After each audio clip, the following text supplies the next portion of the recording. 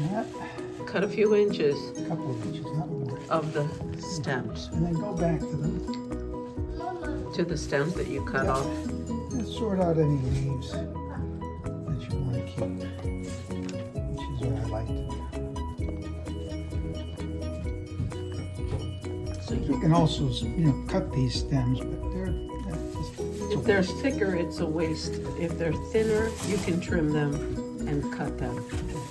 Because you want them to be tender. Yeah, tender, and these are too thick. You can, something like this would be okay. These stems are a little bit thinner, so we're gonna cut closer to the edge and salvage any green parts. Wash them in cold water in the sink. Explain it. All right, now I do look, and I try to take off anything that looks, Thick. yeah, so I'll do that. And then these are fairly thin, so all I do is just put a little split like that. Because it keeps them tender while they're cooking. Yeah, some people peel the skin off of them, but it's too much work and I don't like And it. just put it in. You notice there's nothing in the pot right now. Sometimes the bunches are not as tender as these. We got lucky. So these won't be hard to eat or anything because they're tender. Sharp paring knife helps.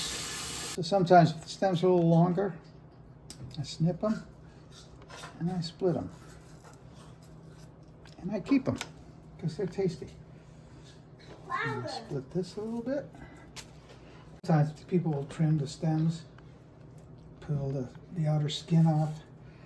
Like I said, it depends on what my audience is. If it's for me and a family, I don't do it. It does make them a little more tender, but I don't mind it. But these started out tender. People like to peel it off because they make a bit bitterness, but it's like not that. good. What I'm going to do is dry the pot out. We're re-washing these just to make sure.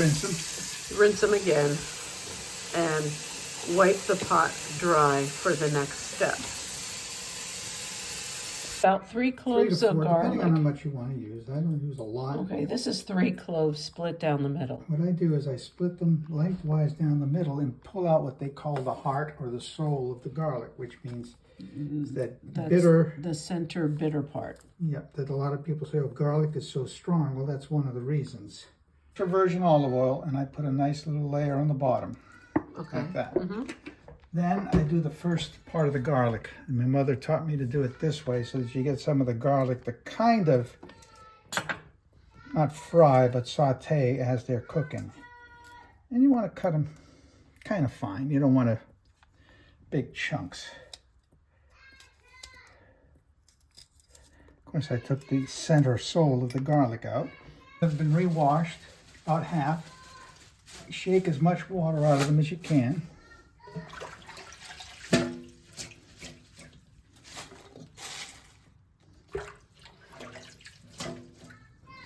And I put another bit of the garlic in here. Again, slice it thin. Gives it the layers of garlic. Finish up by just putting the rest of the greens in the pot. Make sure you use a large pot because it's important. I notice I'm trying to get as much water out of these as I can because they generate water on their own like spinach does. So we'll watch that when we cook them later. By the way, I'm prepping these like in the morning to cook in the afternoon when we have supper. So there's a couple of critical little things you do when you prep ahead of time. I noticed that you have 2 pieces of garlic left. Yeah, I'm going to put them on there right now. I like to layer the garlic in a little bit at a time. Okay, so that will be layered on the top. After everything is added, I throw a little more olive oil on top of it. And I really recommend extra virgin olive oil because it gives it flavor and it just tenderizes them. I like pepper, so I add my pepper now. You can do it to your taste. If you don't like pepper, fine. But it does add some flavor to these. I tend to use a lot of pepper because... And I don't like it a lot, so different people like different ways. Okay, and I do add a little chili flake. which is crushed red pepper. And I don't make it too spicy. I just... Again, I don't love it, but it's Now, the not one bad. thing you're going to add later is the salt, which you don't want to do now because it will soften these things up and make them mush. So at this point, I'm ready to just store them in the refrigerator till we cook them later, and we can look at that later on. Salting the rabbits. It looks like a lot, but it's really not when you eat them. Now, I'm not putting any water in yet, but when they start cooking, there's moisture in the bottom here, so I'm not going to put any water in until if and when I have to. And if I do, it won't be much. Cover them. And you can show it's pretty high heat because they will stay green if you do this. If you cook them slow and low, they're going to turn bitter and yellow. And they cook within about 10 minutes. So we'll be back at that time. That's in. And I look at the bottom, there is no water liquid. Just water in. See when it's ready. I'll check it in a couple of minutes. It sounds like it was quick to it. In about 5 minutes. After 6 minutes, it's done. It will. It'll probably be done in about 5. Notice the color is nice and green. Right. And take a piece with a stem.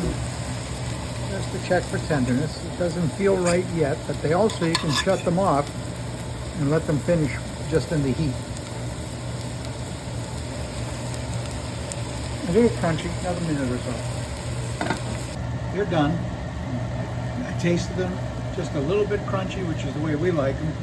If you overcook them, they get bitter, so this is probably the way you want them. Kind of like Chinese vegetables. Bok choy or something.